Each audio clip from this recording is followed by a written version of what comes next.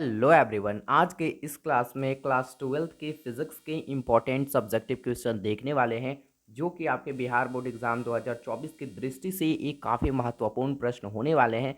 सो मैं उम्मीद करूंगा कि आप इस सेशन को एंड तक एंजॉय करोगे। एंड अभी तक आपने इस वीडियो को लाइक नहीं किए तो प्लीज़ वीडियो को लाइक कर दो। चैनल पे पहली बार आए हो सब्सक्राइब करके बेल नोटिफिकेशन को आप जरूर से ऑल पे सेलेक्ट कर लेना, क्योंकि इस टाइप की वीडियो हमारे चैनल पे आती रहती है रेगुलर। ठीक है। एंड 2024 की तैयारी के लिए हमारे चैनल को सब्सक्राइब करना आपके लिए काफ़ी ज़्यादा इंपॉर्टेंट साबित हो सकता है। सो लेट स्टार्ट, आइए शुरू करते हैं। हमारे सामने जो पहला क्वेश्चन है वो है कि किरचॉफ के प्रथम नियम को लिखे। भैया जैसा कि आप सभी को पता है कि किरचॉफ साहब जो थे वो दो नियम का प्रतिपादन किए थे। पहला नियम हमारा आवेश से संबंधित है, सेकेंड नियम हमारा ऊर्जा से संबंधित है। तो पहला नियम जो आवेश से संबंधित है उस नियम को यहाँ पे आपको बताना है। भैया इसका आंसर देख लो, सिंपल है कि किसी विद्युत परिपथ में किसी बिंदु पर मिलने वाली जो कुल धारा होता है उसका बीजीय योग शून्य होता है। मैं ऐसे ही नहीं बताऊंगा, अभी आपको मैं सारी चीज दिखाने वाला हूँ। किरचॉफ का नियम क्या कहता है भैया?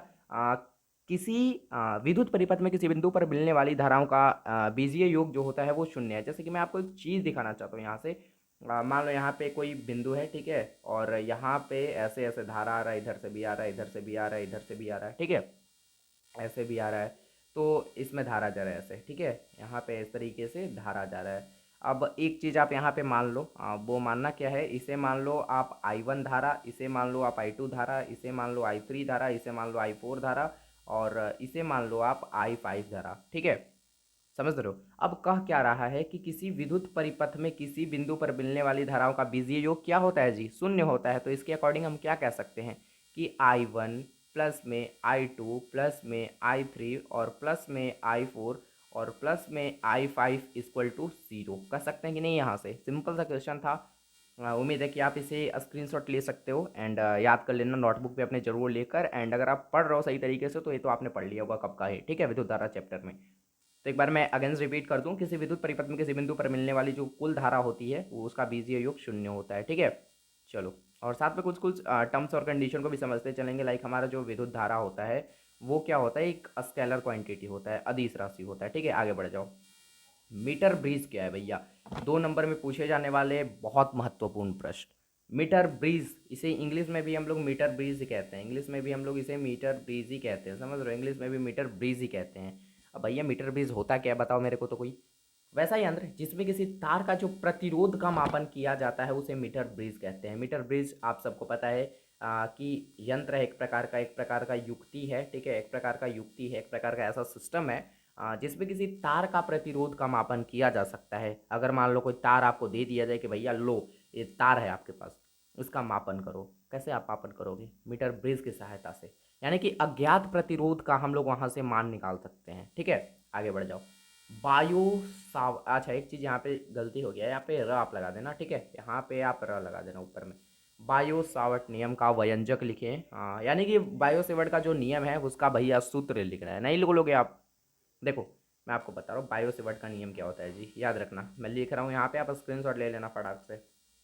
बायो सेवर्ट का नियम होता है कि बी वेक्टर, ठीक है, डी बी वेक्टर क्योंकि छोटा के लिए होता है, बी वेक्टर बराबर यहाँ पे कांस्टेंट आता है क्या जी? म्यू नॉट बटा 4 पाई, म्यू नॉट बटा 4 पाई, और आइडियल साइन थीटा बटा में आर स्क्वायर। ठीक है, ये हमारा होता है बायो सेवर्ट का नियम।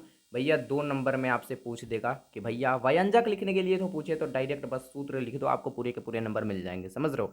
अगर इसी जगह ओम का नियम पूछ देता, ठीक है, और कुछ पूछ देता, ओम का नियम क्या है, ठीक है, उस तरीके से किरचॉफ का नियम पूछ देता, तो बस आपको व्यंजक लिख देना है भैया। अगर व्यंजक कहे तो, अगर ऐसा यहाँ पे रखता कि बायो सेवर्ट का नियम क्या है तो उसका पूरा हम बताते उस नियम के बारे में। ठीक है, आगे बढ़ जाओ। चुंबकीय प्रेरण क्या है, इसको अच्छी तरीके से हम लोग समझने वाले हैं, बहुत आसानी तरीके से, बहुत ईजी तरीके से। जब किसी चुंबकीय क्षेत्र की उपस्थिति में पदार्थ को रखा जाता है तो उसके चुंबकीय गुण में परिवर्तन हो जाता है, इस घटना को चुंबकीय प्रेरण कहते हैं। भैया सिंपल सा बात है, ये हमने यहाँ पे, ये क्या है भैया? ये अगर मैं आपसे पूछूँ ये क्या है तो ये है भैया एक समान चुंबकीय क्षेत्र। ठीक है, एक समान चुंबकीय क्षेत्र है। और कह क्या रहा है कि एक समान चुंबकीय क्षेत्र में अगर हम कोई वस्तु को रख देते हैं, मान लो अगर हम चुंबकीय क्षेत्र में हम वस्तु को रख दिए जी, अब वस्तु को रखेंगे तो इस वस्तु में चुंबकीय गुण आ जाएगा, क्या आ जाएगा? चुंबक का गुण आ जाएगा, मैग्नेटिक मतलब मैग्नेट का गुण इसमें आ जाएगा। ठीक है, तो यही चीज क्या कहलाता है? हमारा चुंबकीय प्रेरण कहलाता है। Okay, next question. प्रति चुंबकीय पदार्थ के 5 उदाहरण दे भैया। आपने चुंबकत्व एवं द्रव 5वें चैप्टर में पढ़ा होगा। चुंबक के गुण, चुंबक के 3 गुण होते हैं। पहला प्रतिचुंबकीय, सेकंड होता है अनुचुंबकीय, अनुचुंबकीय, ठीक है। और तीसरा जो हमारा होता है वो होता है लौह चुंबकीय, ठीक है, लौह चुंबकीय। तो ये 5वां चैप्टर में आपने पढ़ रखा होगा। चुंबक के 3 गुण होते हैं। तो प्रतिचुंबकीय के यहाँ पे भैया 5 उदाहरण मांग रहा है। अब फिक्स नहीं है, यहाँ पे एग्जाम में आपको 3 भी मांग सकता है, 2 भी मांग सकता है, समझ रहे हो। तो 5 उदाहरण देख लो भैया, दे देना 5 उदाहरण, यहाँ पे मैंने लिख दिया है। 5 उदाहरण आप दे देना, तांबा, सीसा, सिलिकॉन, पानी, नाइट्रोजन। इसके अलावा और देना चाहो तो सोडियम क्लोराइड दे देना, आप NaCl दे देना। अब एक चीज़ मैं आपको दिखाऊँ, यहाँ पे मैंने इस तरीके से लिखा है, बट आपको एग्जाम में ऐसा नहीं लिखना है, नहीं तो आपका नंबर कट जाएगा भैया। मैं बता रहा हूँ, आपको लिखना होगा इस तरीके से। जैसे मान लो यहाँ पे आपने लिखा तांबा, ठीक है, फिर कॉमा करना है सीसा, ठीक है, सीसा, फिर आपको लिखना है पानी, सिलिकॉन, यानी कि सीरीज में आपको लिखना है, कॉमा दे देकर सीरीज में आपको लिखना है। मैंने यहाँ पे लीनियर में लिख दिया है। तो बस एग्जाम्पल मैंने आपको बता दी, इसको आपको याद कर लेना है और आपको सीरीज क्रम में लिखना है, कॉमा दे देकर, ठीक है। नहीं तो भैया जो कॉपी चेक करने वाला होगा वो समझेगा ना कि ये बंदा पेज मतलब पेज बढ़ने के चक्कर में इस टाइप से किया है, ठीक है। तो ऐसा आपको नहीं करना होगा, समझ रहे हो। नेक्स्ट, रेगिस्तान की मरीचिका क्या है भैया, इसे तो हम लोग एकदम लाइव प्रूफ देखने वाले हैं भैया। रेगिस्तान की मरीचिका क्या है भैया, मरीचिका क्या होती है भैया, वही चीज़ को तो समझते हैं, यहाँ पे आए हैं। अच्छा एक चीज़, बट उससे पहले मैं आपको बता दूं, जो रेगिस्तान की मरीचिका है, ठीक है, ये एग्जाम्पल है प्रकाश के पूर्ण आंतरिक परावर्तन का, प्रकाश का पूर्ण आंतरिक परावर्तन, ठीक है, प्रकाश का पूर्ण आंतरिक परावर्तन, प्रकाश का पूर्ण आंतरिक परावर्तन क्या यह एग्जाम्पल है, ठीक है। अब एक्चुअल में इसमें होता क्या है कि रेगिस्तान में गर्मियों के दिनों में, कब के, गर्मियों के दिनों में, मैं हाईलाइट कर दूं क्या इंपॉर्टेंट वर्ड्स को। देखो, रेगिस्तान में गर्मियों के दिनों में यात्री होते हैं जो रेगिस्तान में घूमने जाते हैं ना एक्चुअल में, तो रेगिस्तान में गर्मियों के दिनों में यात्रियों के रेत, यहाँ पे रेत रेत कर लेना, रेत मतलब बालू वाला रेत, ठीक है। तो यात्रियों को क्या होता है, रेत के स्थान पर जल के होने का भ्रम होता है जी, समझ रहे हो, जल, ठीक है, इस भ्रम को मरीचिका कहते हैं। अब मरीचिका क्या है भैया, आप मान लो रेगिस्तान में कहीं पे भी गए, वहाँ पे बालू ही बालू है, रेगिस्तान में तो बालू ही बालू होगा, नॉर्मल सी बात है। अब उस बालू में आपको दिखा कि उस बालू की जगह पानी होने का अगर आपको भ्रम हुआ कि नहीं भैया यहाँ पे तो पानी लग रहा है मेरे को, वही सिंपल चीज़ मरीचिका होती है। अब एक कंडीशन किस तरीके से फॉलो करती है ये चीज़ मैं आपको दिखाने वाला हूँ। यहाँ पे दिख रहा होगा चित्र रेगिस्तान में मरीचिका का, ध्यान से समझना, यहाँ पे मैंने सारी चीज़ दिखाई है, सारी चीज़ मैं आपको समझाने वाला हूँ, टर्म्स और कंडीशन।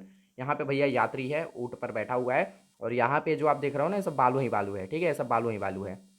अब भैया एक प्रेक्षक है, इसकी आँख, भैया क्या करेगा, यहाँ पे मान लो रेगिस्तान में एक पेड़ है, भैया क्या है, पेड़ है रेगिस्तान में, समझ रहे हो। अब रेगिस्तान में एक पेड़ है ना जी, तो इसका प्रतिबिंब इस बंदे को दिखेगा, जो प्रेक्षक है ना इसको, यानी कि जो देखने वाला है इसको प्रतिबिंब देखेगा इस टाइप का। अब प्रतिबिंब देखा, प्रतिबिंब एक्चुअल में होता नहीं है, भ्रम होता है बस। क्यों, ये सोचता है कि भैया जब प्रतिबिंब दिख रहा है यहाँ पे, तो यहाँ पे तो पानी होगा, तभी उसका उल्टा प्रतिबिंब दिख रहा है मेरे को। तो यही कारण है कि उसे पानी होने का भ्रम होता है, और एक्चुअल में ये चीज़ नहीं होता है, समझ रहे हो, बस भ्रम होता है। यहाँ पे साफ साफ लिखा हुआ है मरीचिका के डिफिनेशन में कि रेगिस्तान में गर्मियों के दिनों में यात्रियों को रेत के स्थान पर जल के होने का भ्रम जो होता है, इस भ्रम को मरीचिका कहते हैं। ऑल राइट, आगे बढ़ो। तरंगाग्र एवं तरंगाग्र के प्रकार को लिखना है जी, तरंगाग्र तथा तरंगाग्र के प्रकार को। प्रकाश तरंग के द्वारा एक ऐसी सतह का निर्माण होता है जिस पर आवृत्ति तथा कला को नियत रहता है। भैया सबसे पहले तरंगाग्र का ये डिफिनेशन है कि प्रकाश तरंग के द्वारा एक ऐसे सतह का निर्माण होता है, कैसा सतह, ऐसा सतह जिस पर आवृत्ति तथा कला कोण नियत होता है। अब समझो, ये वेब ऑप्टिक्स का भैया क्वेश्चन है, वेब ऑप्टिक्स का, तो ध्यान से समझना। यहाँ पे देखो, यहाँ पे मान लो कोई प्रकाश स्रोत है, यहाँ पे प्रकाश स्रोत है भैया, और इससे प्रकाश जो है तरंग के रूप में निकलेंगे ना जी, तरंग के रूप में निकलेंगे, किसके रूप में निकलेंगे, तरंग के रूप में। मान लो ये प्रकाश निकल रहा है इस तरीके से, ठीक है, तरंग के रूप में प्रकाश निकल रहे हैं, इससे मैं आपको सारी चीज़ समझाने वाला हूँ, बिल्कुल टेंशन नहीं लेना है, सब्सक्राइब कर रखना है बस, और आपको इस टाइप के कंटेंट आपको मिलते रहेंगे, ठीक है। और एग्ज़ाम के लिए आपको फोड़ना है भैया 2024 के बोर्ड एग्जाम में।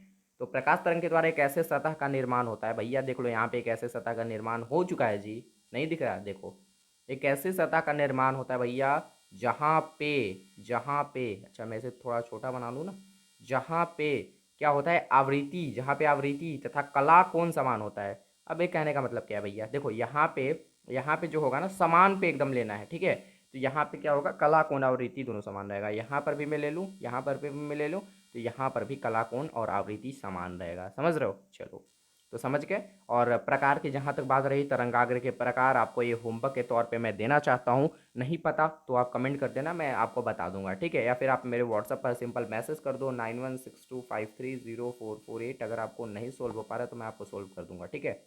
ओके जी, चलो अब बढ़ जाते हैं नेक्स्ट क्वेश्चन की ओर। ठीक है, अगर नहीं हो पाता है तो मैं आपको लास्ट में बता भी दूंगा इस वीडियो के लास्ट में। प्रकाश का व्यतिकरण भैया, अपनी दिमाग की भैया बत्ती जलाओ और इस क्वेश्चन का आंसर मेरे को बताओ। बताओ जल्दी, प्रकाश का व्यतिकरण क्या है? तो जब दो प्रकाश तरंगे एक निश्चित बिंदु पर मिलती है भैया, यहाँ पे प्रकाश को तरंग मान के चलना भैया, ये वेव ऑप्टिक्स का क्वेश्चन है। प्रकाश का व्यतिकरण क्या है जी? जब दो प्रकाश तरंगे एक निश्चित बिंदु पर मिलती है तो उसके बाद एक परिणामी तरंग का निर्माण होता है। उसके परिणाम स्वरूप उस बिंदु पर प्रकाश तरंग की तीव्रता अधिक या कम हो जाती है। इसी घटना को प्रकाश का व्यतिकरण कहते हैं। मैं आपको समझाता हूँ व्यतिकरण को भैया। व्यतिकरण को मैं आपको समझा रहा हूँ, टेंशन आपको नहीं लेना है, समझ रहे हो? यहाँ पे भैया बिंदु स्रोत मान लो। अब भैया क्या करो, यहाँ पे चलो एक चीज़ मैं आपको बताऊँ। मान लो इधर से तरंग आ रही है, प्रकाश तरंगे, ठीक है, इधर से आ रही है, और ये दोनों एक निश्चित बिंदु पर आकर मिल जाती है इस तरीके से। अब एक निश्चित बिंदु पर मिलेगी भैया, तो यहाँ से भी एक अलग प्रकार का तरंग निकलेगा, परिणाम स्वरूप इसके एक तरंग निकलेगा। देखो, यहाँ से मान लो A y1 तरंग निकली है, A y2 तरंग निकली है, और दोनों एक पॉइंट पे मिली है, और एक पॉइंट पे मिलने के बाद एक इसके परिणाम स्वरूप एक नए तरंग का निर्माण होता है। और इसका जो होता है भैया, तो तीव्रता इन दोनों के जोड़कर चाहे तो बढ़ जाएगा या फिर घट जाएगा, यानी कि y1 प्लस y2 भी हो सकता है और y1 माइनस y2 भी हो सकता है। तीव्रता बढ़ या घट सकता है, सेम चीज़ वही कह रहा है ना जी। जब दो प्रकाश तरंगे एक निश्चित बिंदु पर मिलती है तो उसके परिणाम स्वरूप एक तरंग का निर्माण होता है, जिसके परिणाम स्वरूप उस बिंदु पर प्रकाश तरंग की जो तीव्रता होती है अधिक या कम हो जाती है। तीव्रता याद रखना। इसी घटना को प्रकाश का व्यतिकरण कहते हैं भैया। बहुत इंपॉर्टेंट क्वेश्चन है यार, बहुत बार बोर्ड एग्जाम में पूछा गया। मैं आपको बता दूं 2014, 2016, 2021, ये 3 साल पूछा गया क्वेश्चन है, बहुत इंपॉर्टेंट पीवाई के क्वेश्चन है। ठीक है, आगे बढ़ जाओ जी। प्रकाश विद्युत प्रभाव क्या है भैया? ये मॉडर्न फिजिक्स से लिया गया क्वेश्चन है। मॉडर्न फिजिक्स से मैं आपको बता दूं, जब विशिष्ट आवृत्ति या उससे अधिक आवृत्ति का प्रकाश को धातु पर आपतित कराया जाता है तो धातु के पृष्ठ से क्या होता है, इलेक्ट्रॉन का उत्सर्जन होने लगता है। यह घटना प्रकाश विद्युत प्रभाव का लेती है। बहुत ईजी है भैया, समझो कि जब विशिष्ट आवृत्ति या उससे अधिक आवृत्ति का प्रकाश को धातु के सतह पर गिराओगे, कोई भी धातु की सतह पर अगर आप प्रकाश गिरा दोगे, ठीक है, अगर आप आपतित कराओगे प्रकाश को, तो उस धातु से क्या होगा भैया, इलेक्ट्रॉन निकलने लगेगा। क्या होगा? इलेक्ट्रॉन का उत्सर्जन होने लगेगा। तो यह घटना प्रकाश का विद्युत प्रभाव कहलाती है। जैसे कि यहाँ पे मान लो एक कोई धातु का सतह है, अब इस सतह पे भैया मैं क्या करता हूँ भैया, प्रकाश गिराता हूँ भैया, गिर जा प्रकाश ऐसे ऐसे। अच्छा एक चीज़, प्रकाश गिराने से पहले मैं आपको वो बता देता हूँ। इस पे भैया इलेक्ट्रॉन है, इस सतह पे क्या है भैया, अच्छा, इस सतह पे क्या है भैया, इस सतह पे भैया इलेक्ट्रॉन है। इस सतह पे क्या है जी, इलेक्ट्रॉन्स है। ठीक है, इलेक्ट्रॉन यहाँ पे बैठे हुए हैं। ठीक है, मुक्त इलेक्ट्रॉन है इस सतह, इस धातु के अंदर। ठीक है, बहुत सारे इलेक्ट्रॉन बैठे हुए हैं जी।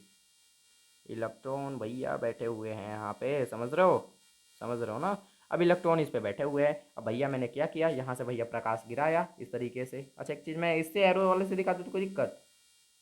यहाँ से मैंने इस तरीके से प्रकाश दिया इसको।